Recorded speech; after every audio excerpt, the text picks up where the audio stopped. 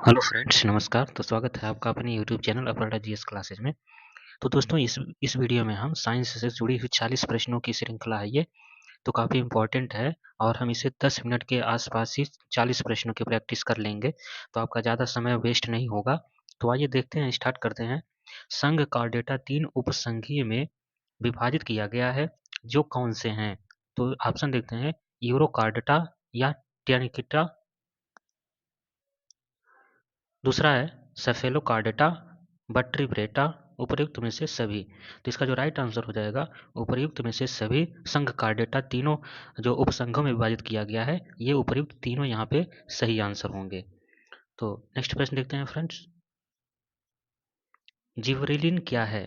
देखेंगे जिबरेलिन क्या है। तो ये एक प्रकार का हार्मोन है, कवक है, कोशिका है या अम्ल है। तो जिबरेलिन देखेंगे तो यह एक प्रकार का हार्मोन है। क्या है? एक प्रकार का हार्मोन होता है, जो पौधे का हार्मोन होता है। ये पौधों में पाया जाता है, पौधों में पाया जाने वाला हार्मोन होता है। और उसके बाद देखेंगे जो विभिन्न प्रक्रियाओं में, जो पौधों में विभिन्न प्रक्रियाएं होती हैं, जैसे तनों का बढ़ना, पत्तियों का बड़ा होना, पौधों का बड़ा होना, ये सभी इसके ऊपर ही डिपेंड करता है। तो पौधों में पाया जाने वाला विभिन्न प्रकार का, विभिन्न प्रक्रियाओं को नियंत्रित किया जाता है, विभिन्न प्रक्रियाओं को नियंत्रित करता है। कौन सा? तो जिबरेलिन एक प्रकार का हार्मोन होता है। नेक्स्ट देखते हैं, रासायनिक प्रकाशहीन क्रिया क्लोरोफिल के किस भाग में संपन्न होती है? तो रासायनिक प्रकाशहीन जो क्लोरोफिल की प्रकाशहीन क्रिया होती है, वो क्लोरोफिल के किस भाग में संपन्न होती है? ग्रेना में, स्टोमेटा में, दोनों में या इनमें से कोई नहीं? तो इसका राइट आंसर हो जाएगा ए और बी, दोनों में। तो इसका जो क्लोरोफिल की प्रक्रिया होती है, ये रासायनिक प्रकाशहीन जो क्रिया होती है क्लोरोफिल में, तो ये ग्रेना और स्टोमेटा दोनों भाग में होती है। शैवालों के अध्ययन को क्या कहते हैं? तो शैवालों के अध्ययन को फाइकोलॉजी, ब्रायोफाइटा, टेरिडोफाइटा, थाइलोफाइटा। तो इसका जो राइट सही आंसर हो जाएगा, फाइकोलॉजी कहते हैं। शैवालों के अध्ययन को फाइकोलॉजी कहा जाता है। ऑप्शन नंबर यहाँ पे एक राइट हो जाएगा, फाइकोलॉजी। चावल की उन्नत किस्म कौन सी है? तो चावल की उन्नत किस्म देखते हैं, क्रांति, पूसा बासमती, पूसा ज्वाला, पूसा बोल्ड। तो इसका जो राइट आंसर हो जाएगा, पूसा बासमती इसका सही आंसर हो जाएगा। तो दोस्तों, चैनल पर नए हैं तो जरूर सब्सक्राइब करें और लाइक शेयर कमेंट जरूर करते रहें। शुक्राणु और अंडाणु का संलयन क्या कहलाता है? मुकुलन, द्विखंडन, निषेचन, युग्मनज। तो इसका जो राइट आंसर होगा, निषेचन सही आंसर होगा। शुक्राणु और अंडाणु का संलयन निषेचन कहलाता है। एक वयस्क मनुष्य में औसतन कितना रक्त होता है? 2 से 3 लीटर, 3 से 4 लीटर, 4 से 5 या 5 से 6? तो राइट आंसर जो हो जाएगा, 5 से 6 लीटर इसका सही आंसर होगा। डुगोंग नामक समुद्री जीव, डुगोंग नामक समुद्री जीव जो कि विलोपन की कगार पर है, वो क्या है? तो उभयचर है, बोनीफिश है, शार्क है या स्तनधारी है? तो यह डुगोंग एक स्तनधारी प्रजाति है। डुगोंग नामक जो समुद्री जीव है, इस समय विलोपन की कगार पर है। यह एक प्रकार का स्तनधारी जीव है। नेक्स्ट देखते हैं, क्रोमोटीन में डीएनए तथा कुछ क्षारीय प्रोटीन मिलता है, इसे क्या कहते हैं? हिस्टोन, टेस्टेडिया, हेसाब और कैलोट्स। तो इसका जो सही आंसर हो जाएगा, हिस्टोन। क्रोमेटिन में डीएनए तथा कुछ क्षारीय प्रोटीन जो मिल जाने से यह हिस्टोन कहलाने लगता है। जब सिरिकाएं समांतर होती हैं तो उसे क्या कहते हैं? समांतर शिराविन्यास, उभयलिंगी, सहपत्रहीन और एक व्यस्ममिति। तो इसका राइट आंसर हो जाएगा समांतर शिराविन्यास। जब सिरिकाएं समांतर होती हैं तो उसे समांतर शिराविन्यास बोलते हैं। टीसीए चक्र में किसका निर्माण होता है? तो टीसीए चक्र में देखेंगे citric acid, chlorine, boron, sulphate. तो राइट आंसर जो होगा उसका सिट्रिक एसिड। टीसीए चक्र में सिट्रिक एसिड का निर्माण होता है। नेक्स्ट देखेंगे, कोशिकाएं निम्न में से किससे मिलकर बनती हैं? प्लाज्मा झिल्ली से, केंद्रक से, कोशिका द्रव्य से? उपर्युक्त सभी सही है। तो इसमें जो राइट आंसर होगा, उपर्युक्त सभी सही होंगे। संकुचनशील ऊतक जो केवल दिल में ही पाई जाती है, वह कौन सी है? दिल पेशी, कंकाल पेशी, चिकनी पेशी? सभी गलत हैं। तो यहाँ पे जो सही आंसर होगा, दिल पेशी। संकुचनशील ऊतक जो केवल दिल में ही पाई जाती है, उसे दिल पेशी कहते हैं। केंचुए को कहाँ से विभेदित किया जाता है? तो झेलम से, पुरामुख से, अधर तल से, पृष्ठ तल से? तो राइट आंसर होगा पृष्ठ तल से। मृत जीवों के चट्टानों में बदल जाने की क्रिया क्या कहलाती है? संक्रमण, पेट्रीफैक्शन, भ्रूण विकास, सभी गलत हैं। तो 15वें का राइट आंसर हो जाएगा पेट्रीफैक्शन। ऑप्शन नंबर बी यहाँ पे सही होगा, पेट्रीफैक्शन। मृत जीवों के चट्टानों में बदलने की प्रक्रिया पेट्रीफैक्शन कहलाती है। विटामिन के की कमी से होने वाला रोग कौन सा है? तो यहाँ पे सही आंसर हो जाएगा रक्त का थक्का न बनना। जीवों के निम्नलिखित प्रकारों पर विचार कीजिए। तो यहाँ पे देखते हैं चमगादड़, मधुमक्खी, तीसरा है पक्षी। उपर्युक्त में से कौन सा परागकणकारी हैं? तो 1 और 2, केवल 2, 1 और 3, ये सभी। तो इसका जो सही आंसर हो जाएगा ये सभी। इसका ये सभी राइट आंसर हो जाएगा। उपर्युक्त सभी जो हैं वो परागकणकारी हैं। द्विसंकर क्रॉस की F2 पीढ़ी में लक्षण प्रारूप अनुपात क्या होता है? तो इसका सही आंसर हो जाएगा 9:3:3:1। ऑप्शन नंबर डी इसका राइट आंसर हो जाएगा। मोर को राष्ट्रीय पक्षी कब घोषित किया गया? तो 1961 में, 1962, 1963, 1964। तो इसका राइट आंसर हो जाएगा 1963। 1963 में मोर को राष्ट्रीय पक्षी घोषित किया गया था। मानव नेत्र में प्रकाश संवेदी यौगिक रेटिनॉल किससे बनता है? तो कैल्शियम से, विटामिन ए का एल्डिहाइड से, आयोडीन से, उपयुक्त सभी। तो इसका जो राइट आंसर हो जाएगा विटामिन ए के एल्डिहाइड से मानव नेत्र में प्रकाश संवेदी यौगिक रेटिनॉल बनता है। निम्नलिखित में से कौन सी बीमारी आनुवंशिक है?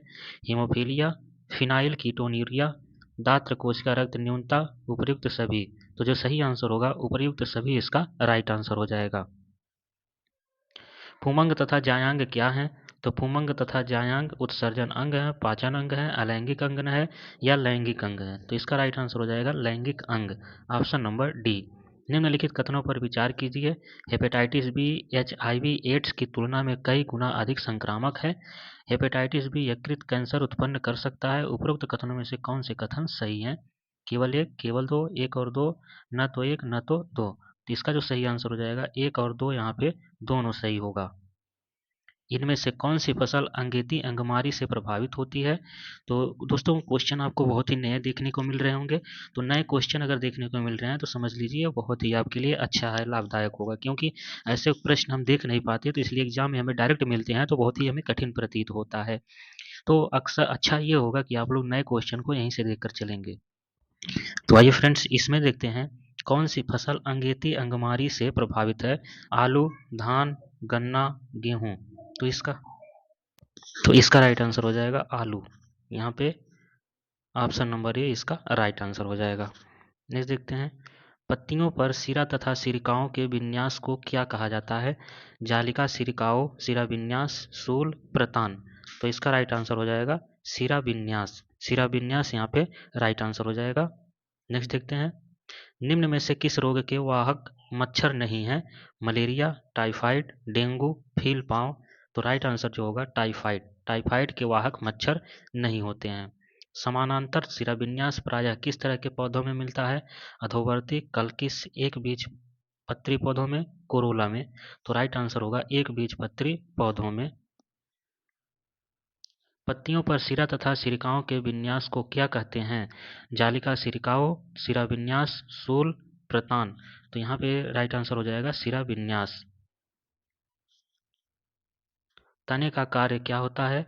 तो तने का कार्य भोजन संग्रह करना, सहारा तथा सुरक्षा देना, कायिक प्रवर्धन करने का कार्य, उपरोक्त सभी। तो यहाँ पे राइट आंसर हो जाएगा उपरोक्त सभी। पादपों में कौन सा मूल सांस लेने के लिए ऑक्सीजन प्राप्त करने में सहायक होती है? तो श्वसन मूल, अवस्तंभ मूल, मूल रोम, गांठ। तो सही आंसर हो जाएगा श्वसन मूल। यहाँ पे सही आंसर श्वसन मूल हो जाएगा। मेढक पानी में किसके जरिए सांस लेता है? देखेंगे मेढक पानी में किसके जरिए सांस लेता है? त्वचा के, फेफड़ों के, मुंह से या सभी गलत हैं? तो यहाँ पे सही आंसर हो जाएगा त्वचा से। मेढक जो है वो त्वचा से श्वसन करता है। बाघ को भारत का राष्ट्रीय पशु कब घोषित किया गया? 1963, 70, 1973, 1974। तो इसका राइट आंसर हो जाएगा 1973 में। मानव किस कुल से संबंधित है? मुसिडी से, होमोनिडी से, पोएसी से, एनार्कडिएसी से।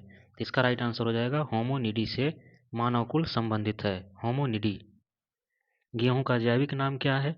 तो गेहूं का जैविक नाम देखते हैं मस्का डोमेस्टिका, होमो सेपियंस, मैंजिफेरा इंडिका, ट्रिटिकम एस्टिवम। तो इसका राइट आंसर हो जाएगा ट्रिटिकम एस्टिवम, इसका सही आंसर हो जाएगा। अगला प्रश्न देखते हैं दोस्तों, कैलिक्स तथा कोरोला क्या है? तो कैलिक्स तथा कोरोला मनुष्य के सांस लेने के अंग हैं, पुष्प के सहायक अंग, सर्पों के जनन अंग, वेलों के जनन अंग। तो दोस्तों इसका जो सही आंसर हो जाएगा पुष्पों के सहायक अंग। 35 का बी ऑप्शन सही होगा। निम्न में से कौन से कीटहारी पादप हैं? तो ऑप्शन देखते हैं, घटपर्डी, वीनस फ्लाईट्रेप, उपरोक्त दोनों या दोनों नहीं। तो इसका जो सही आंसर हो जाएगा उपरोक्त दोनों, इसका सही आंसर होगा। प्रश्न नंबर 36 का ऑप्शन नंबर सी। चक्करदार पर्ड विन्यास के उदाहरण हैं एल्स्टोनिया, डेविड ट्री, स्टेमिनाइड, बहुसंघी, एक संघी। तो इसका राइट आंसर हो जाएगा एल्स्टोनिया, डेविल ट्री चक्करदार पर्ड विन्यास के उदाहरण हैं। चक्करदार पर्ड विन्यास से क्या तात्पर्य होता है? तो चक्करदार पर्ड विन्यास से पुष्पदल विन्यास, कोरस्पेरेसी, एक ही गांठ पर दो से अधिक पत्तियां चक्कर सा बनाती हुई निकलती हैं, या अन्य। तो इसका सही आंसर हो जाएगा ऑप्शन नंबर सी, एक ही गांठ पर दो से अधिक पत्तियां चक्कर सा बनाती हुई निकलती हैं। सम्मुख प्रकार के पर्ड विन्यास से उदाहरण है केलोट्रोपिस, अमरूद, उपरोक्त दोनों या दोनों नहीं। तो इसका राइट आंसर हो जाएगा उपरोक्त दोनों। अंतिम प्रश्न पर आते हैं। तो दोस्तों चैनल को सब्सक्राइब जरूर कर लें, लाइक शेयर कमेंट जरूर करते रहें। तो दोस्तों अंतिम प्रश्न है, एकांतर प्रकार के पर्ड विन्यास के उदाहरण हैं गुड़हल, सरसों, सूर्यमुखी या तीनों। इसका राइट आंसर हो जाएगा तीनों। तीनों एकांतर प्रकार के पर्ड विन्यास के उदाहरण हैं। तो आशा करते हैं दोस्तों वीडियो अच्छी लगी होगी। तो मिलते हैं नेक्स्ट वीडियो में, तब तक के लिए धन्यवाद।